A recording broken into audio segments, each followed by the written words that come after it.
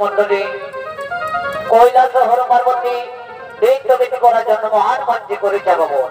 দৈত্য অভিনয় করবেন রবি কর্মকার ও ছুটুলাল মাহাতো।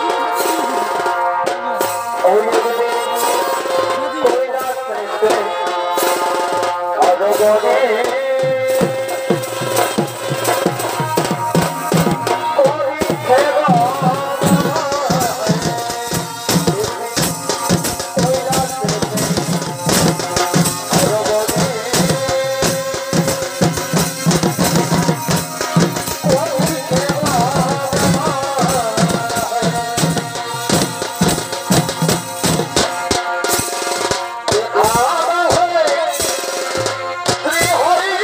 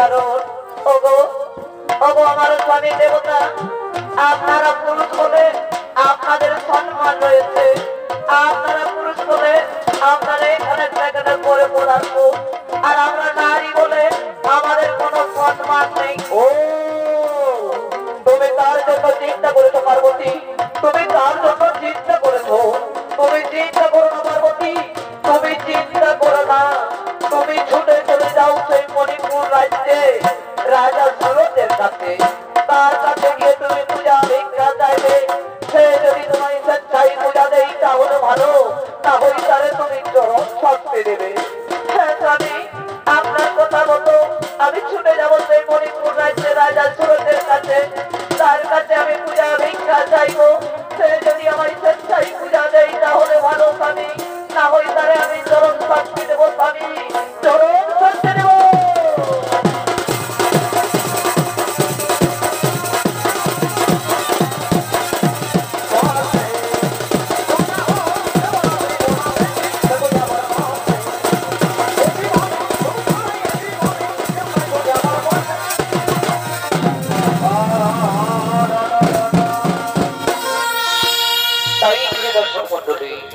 কৈলাসে পরামর্শ করলেন হর পার্বতী, পার্বতী ছুটে গেলেন মণিপুর রাজ্যে রাজা সুরতের কাছে পূজা ভিক্ষা যাওয়ার জন্য। অপরদিকে দেখুন মণিপুর রাজ্যের রাজা রাজা সুরত তার রাজসভায় শিব পূজা করার জন্য মহামঞ্চে করছেন আগমন। দিদিনা মামা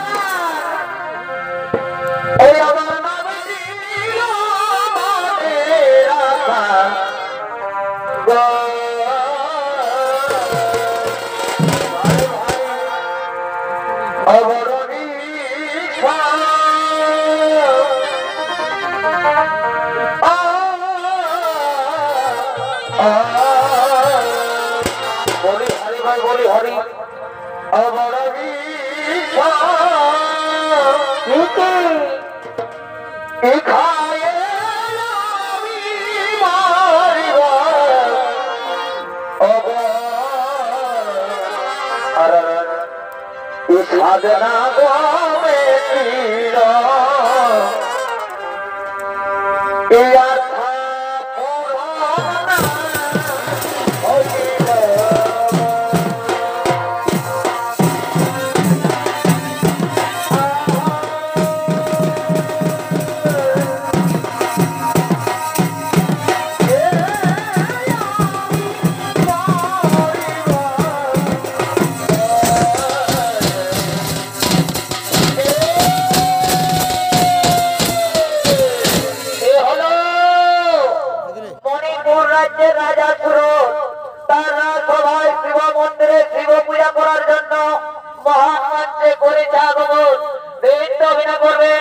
আপনাদের সকলে সুপরিচিত পুরুলিয়া জেলার গুণমান তরুণ ছৌ নৃত্য শিল্পী উস্তাদ সুদর্শন সিং সরদার।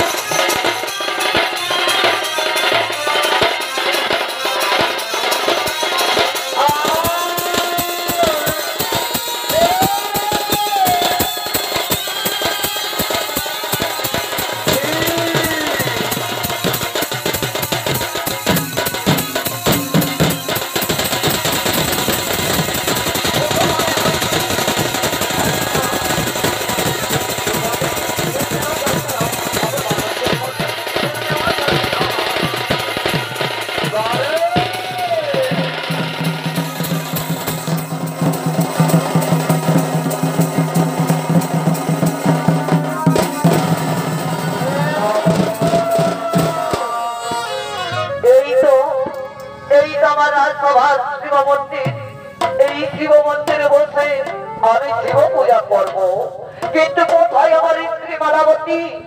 সে তো আমার ফুলের সাজি নিয়ে এখনো এলো না।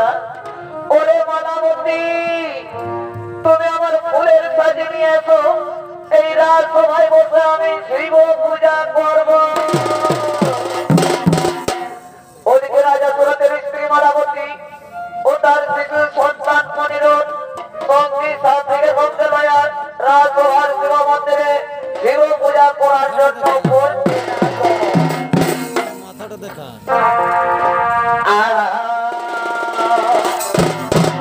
বেশি উঠে দেখা না যাও। আর জয় জয় জয় জয় ভোলা মা, দেখা যাবে ও ভোলা মা, আর জয় জয় জয় জয় ভোলা,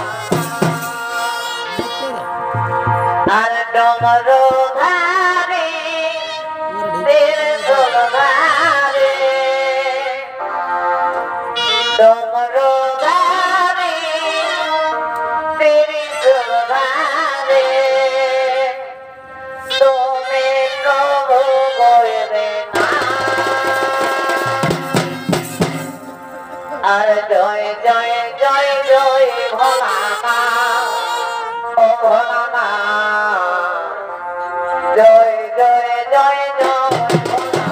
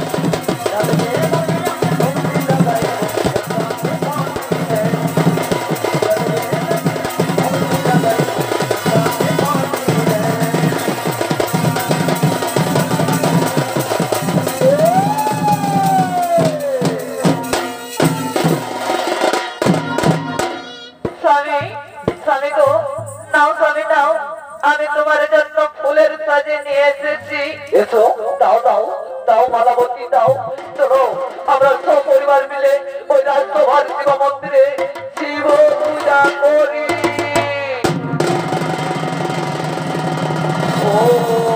মহাদেব মহাচার মহাদেব মহেশ্বর সর্বপাপমোচন মঙ্গলায় নমো নমঃ। ওম নমঃ মঙ্গলায় নমো নমঃ। ওম নমঃ মঙ্গলায় নমো নমঃ। রাজা সুরত, রাজা সুরত, তুমি আমার পূজা করো রাজা, তোমার রাজ্যে মঙ্গল হবে।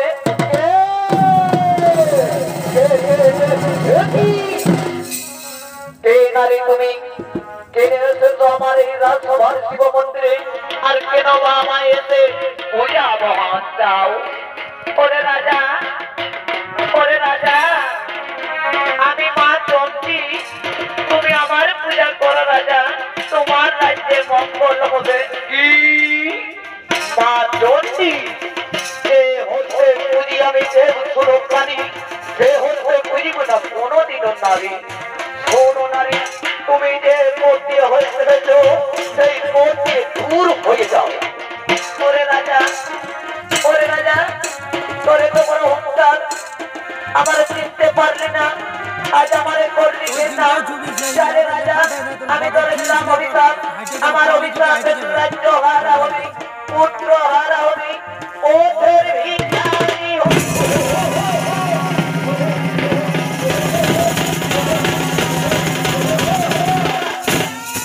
সামান্য সামান্য নারীর অভিশাপে হব আমি রাজ্য হারা, পুত্র হারা, ওদের ভিখারি।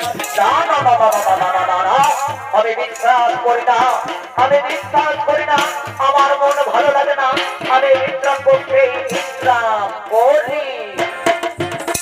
তাই যদি দর্শক মন্ডলী বিধাতার লেখন কি করে খণ্ডন।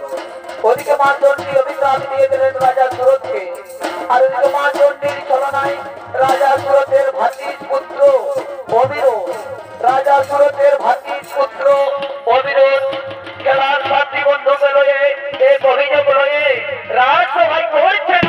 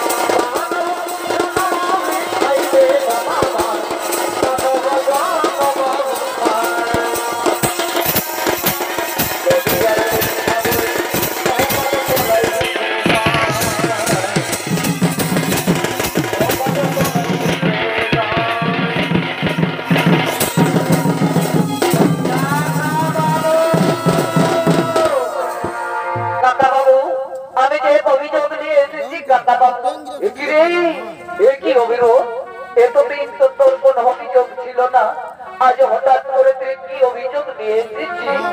শুনুন কাকা বাবু, আমি তো এখন বড় হয়ে গেছি, আমি তো এখন অনেক বড় হয়ে গেছি। আমার পিতার যে অর্ধেক সম্পত্তি আছে সেই সম্পত্তি আমার নামে লিখে দিতে হবে। না না না না না অবিরোধ তা হই না। তোর পিতা মাতা যখন মরণের কালে যায় আমার বলে দিয়ে বলে গেছে একে তুমি প্রধান সেনাপতি করে রাখো। শুনুন কাকা বাবু, তুমি ছল কপট করে আমার সম্পত্তি সব নিজের নামে হাতিয়ে নিয়েছ, সেই সম্পত্তি দিতে তুমি আজ অস্বীকার করছো। বলো তুমি স্বেচ্ছায় এই সম্পত্তি আমার নামে লিখে দিবে কিনা? না তা হয় না বিরোধ, এই সম্পত্তি আমি কিছুতেই তোমায় ফেরত করতে পারবো না। কি দুর্মুখতারি কাটা ছল কপট করে তুমি আমার সব সম্পত্তি নিজের নামে হাতিয়ে নিয়েছ, এই সম্পত্তি দিতে আজ অস্বীকার করছো? ওরে ভাই আমার খেলার সাথী বন্ধুগণ, এই দুর্মুখতারি রাজাকে চাবুক মারতে মারতে পদাঘাত করতে করতে রাজ্য থেকে পার করে দাও।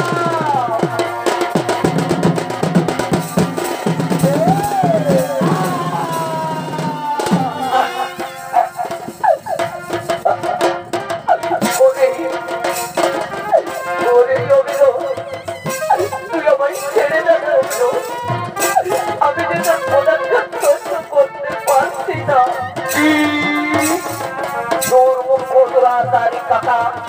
তুমি আমার সঙ্গে যে প্রতারণা করেছো এই প্রতারণার শাস্তি তোমায় পেতেই হবে। ওরে ভাই আমার খেলার সাথী বন্ধুগণ, এই দুর্মুখ রাজাকে ঘাড় ধাক্কা দিয়ে রাজ্য থেকে পার করে দাও।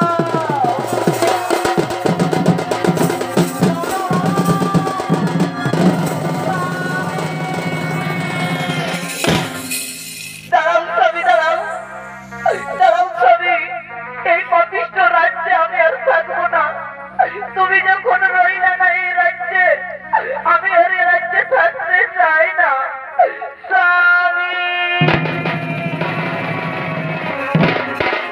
কোথায় যাবে মহারানী?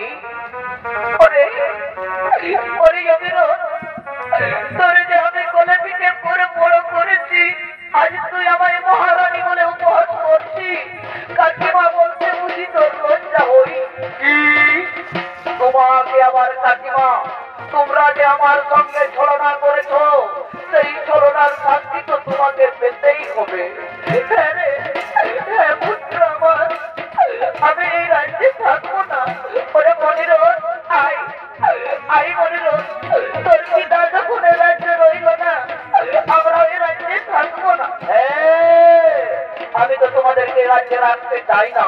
আর এই যে আমার প্রণ শত্রু, এই যে আমার প্রণ শত্রু, এই দিনে দিনে বড় হয়েছে আমার প্রণ শত্রু। ওরে ভাই আমার খেলার সাথী বন্ধুগণ, যেদিকে গেছে দুর্মুখ দুরাচারী রাজা, সেই দিকে রাজরানীকে মার করে না।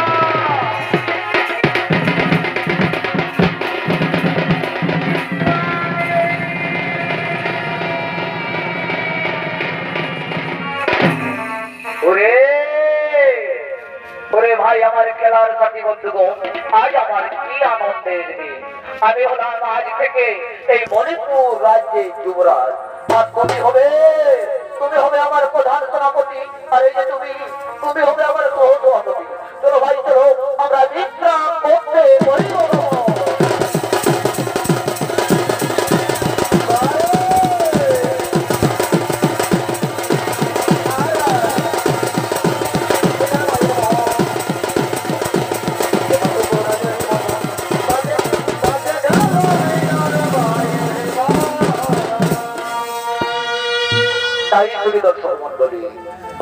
বিধাতার লিখন কে করে খণ্ডন। ওইদিকে মা চন্ডীর ছলনায় রাজা হলেন রাজ্য হারা, আর এদিকে মা চন্ডী কান নাগের রূপ ধারণ করে আপনাদের মহান মঞ্চে করছেন আগমন।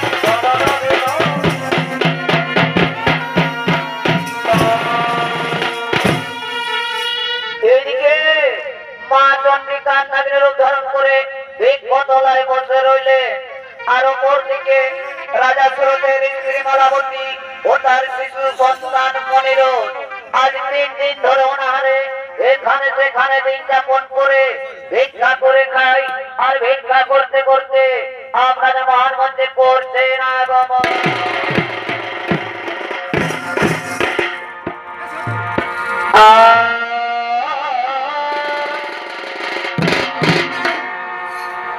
এই রণমুখী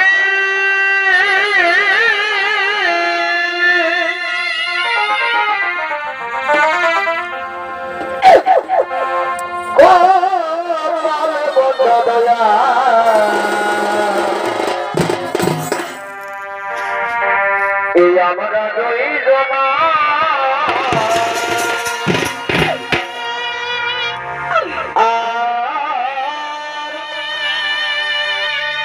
এই রণমুখী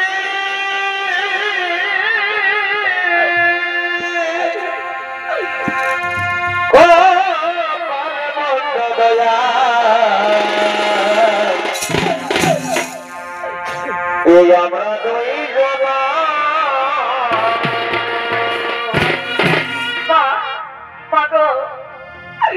আমি যে ক্ষুধার জ্বালা সহ্য করতে পারছি না মা, আমি যে ক্ষুধার জ্বালা সহ্য করতে পারছি না। অনেক ওরে মনিরুল ওই যে দূরে দেখা যায় গ্রাম জলপুত্র, ওই গ্রামে আমরা ভিক্ষা করব, ওই গ্রামে আমরা ভিক্ষা করি।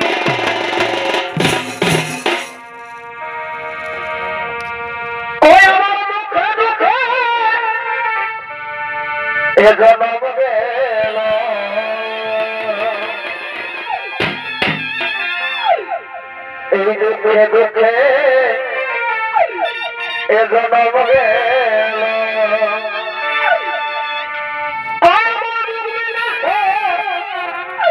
এই হলো না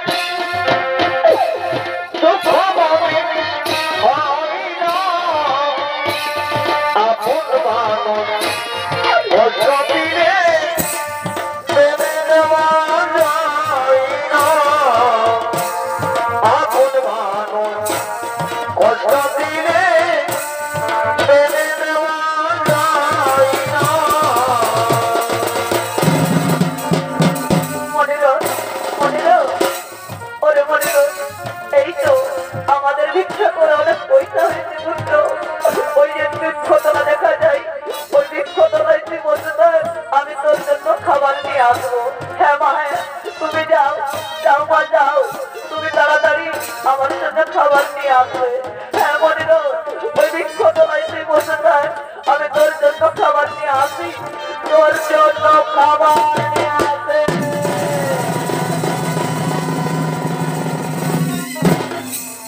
এই তো মা আমার জন্য খাবার নিতে গেছে, আর আমি যে ক্ষুধার জ্বালা সহ্য করতে পারি না, আমি কি করি উপায়? হ্যাঁ, এই যে আম দিচ্ছে বড় বড় আম রয়েছে, ততক্ষণ আমি আম পাকা খেয়ে ক্ষুধা নিবারণ করবো। বাবা গোড়াটা কি মোটা গো, এই উঠলাম।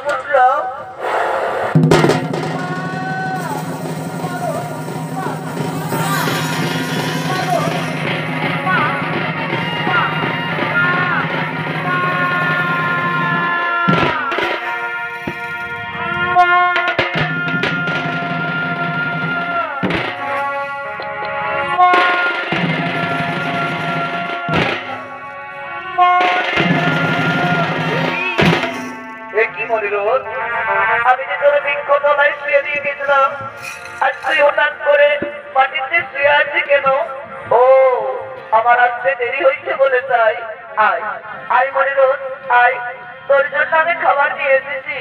আয় মনিরোধ, তুই খাবার খেয়ে নে। দেখি আমার মনিরোধ সর্বাঙ্গ শরীর নির্বল হয়ে গেল কেন? আমার মনিরোধ কথা বলছে না কেন? কি হয়েছে মনিরোধের?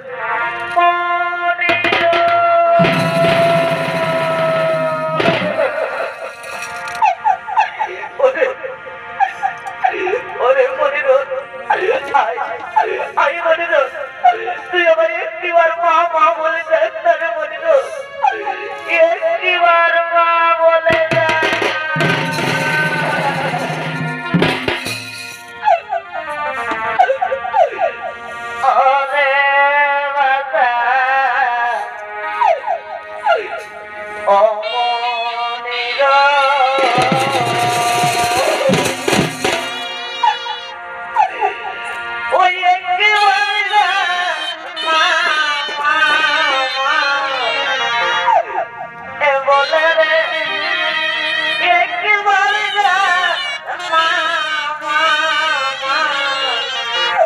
জীবনের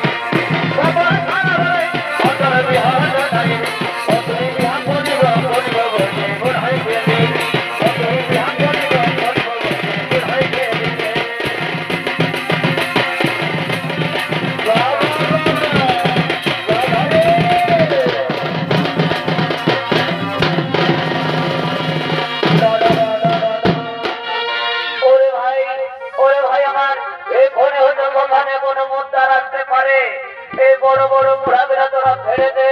হ্যাঁ দাদা, তাই করবো দাদা, তুমি চিন্তা করো না। তাই শুধু দর্শক মন্ডলী, ওদিকে ওদিকে রাজা সুরত, ওদিকে রাজা সুরত এখানে সেখানে দিন যাপন করে, পরনে রাজ পোশাক নেই, তাই রাজসভা ছেড়ে এই শ্মশানের দিকে করছে গমন।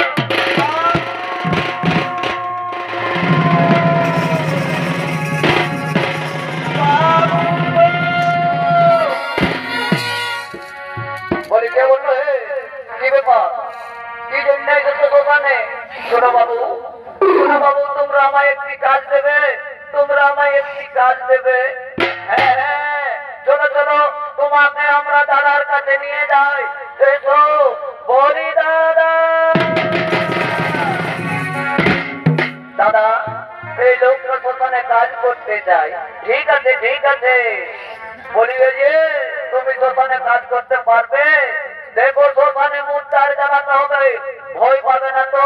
না বাবু না, আমার কোনো ভয় নেই, আমার কোনো মায়া নেই, আমার কোনো মমতা নেই।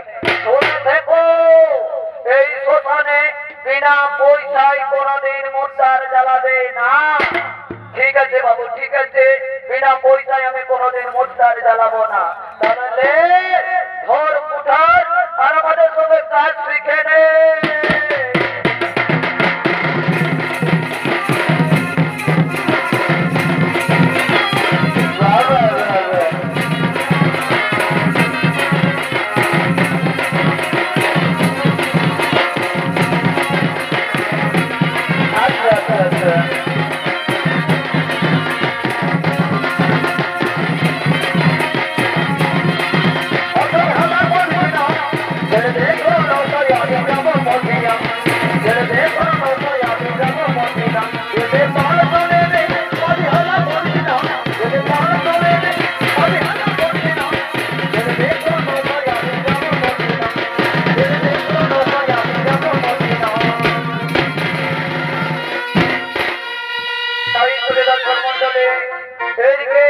রাজা সুরত শ্মশানবাসী হয়ে রইলে, অপরদিকে রাজা সুরতের স্ত্রী মালাবতী তার শিশু সন্তান সর্পদংশন করেছিলেন, তাই শ্মশানে দাহ করার জন্য নিয়ে আসছেন।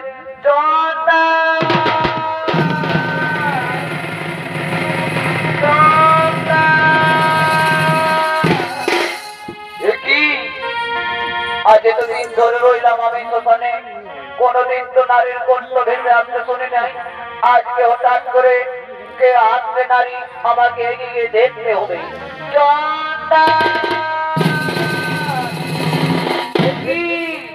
যে নারী তুমি, কেন এসেছো শ্মশানে, আর তোমার কাঁধে কে?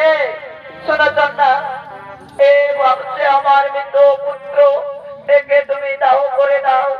ঠিক আছে, চলো, তোমার মৃত পুত্রকে তুমি শ্মশানের ভিতরে নিয়ে চলো।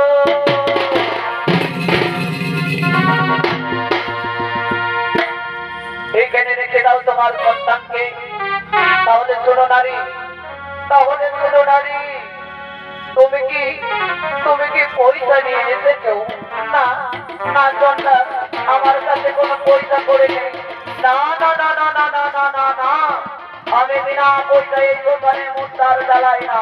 তাহলে শুনে রেখো নারী, আমার একটি শর্ত, তুমি যে পরনে পরে রয়েছে কাপড়, ওই কাপড়ের এক টুকরো আমায় দাও, তাহলেই তোমার সন্তানকে আমি দাহ করে দেবো।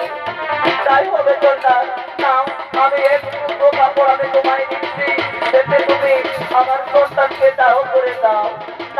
নাও চন্ডা, এক টুকরো কাপড় আমি তোমায় দিচ্ছি, তুমি আমার সন্তানকে দাহ করে দাও।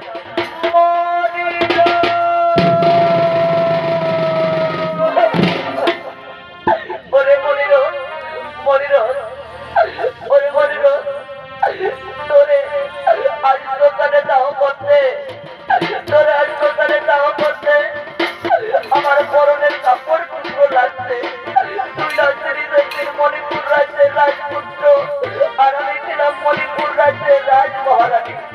আজ ধরে দোকানে দাও করতে একটু পুরো কাপড় লাগছে। কি কথা শোনালে নারী তুমি?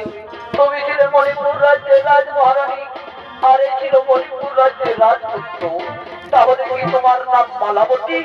হ্যাঁ জন্ডার, আমার নাম মালাবতী। তুমি কি করে জানলে জন্ডার আমার নাম মালাবতী? ওরে ওরে হতো ভাগী নারী, শুনবি আমি কে? আমি হলাম সেই হতো ভাগা রাজা সুরজ।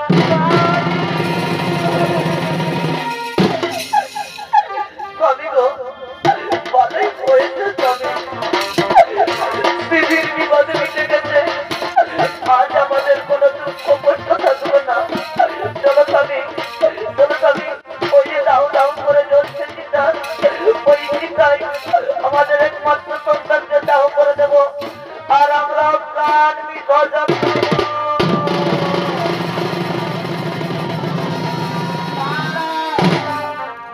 দাঁড়াও রাজা, তুমি প্রাণ বিসর্জন করো না, তোমার হারানো পুত্র ফিরে পাবে, হারানো রাজ্য ফিরে পাবে। তুমি আমার পূজা করো দরকার। স্বামী, তুমি শুনতে পেয়েছো? তুমি শুনতে পেয়েছো? মা চণ্ডী বলছে, মা চণ্ডীর পূজা করলে নাকি হারানো রাজ্য ফিরে পাবো, হারানো পুত্র ফিরে পাবো। তুমি মা চণ্ডীর পূজা করো স্বামী। হ্যাঁ হ্যাঁ মালাবতী, আমরা সব পরিবার মিলে, সমস্ত রাজ্যবাসী মিলে মা চণ্ডীর পূজা করবো। মা মা গো চণ্ডী, আপনার কাছে এই প্রার্থনা মত, আমার সন্তানকে জীবিত করে দাও। ঠিক আছে রাজা, তাই হবে। তুমি পূজার আয়োজন করো, তোমার সন্তানকে কাজ করে দেব। ও রাজার সন্তান মেটে যা। আমি কোথায় মা? ওরে ওরে আমার নয়নের মনে, আয় আমরা মা চন্দ্রী সবাই তোমায় ফিরে পেয়েছি। আমরা সব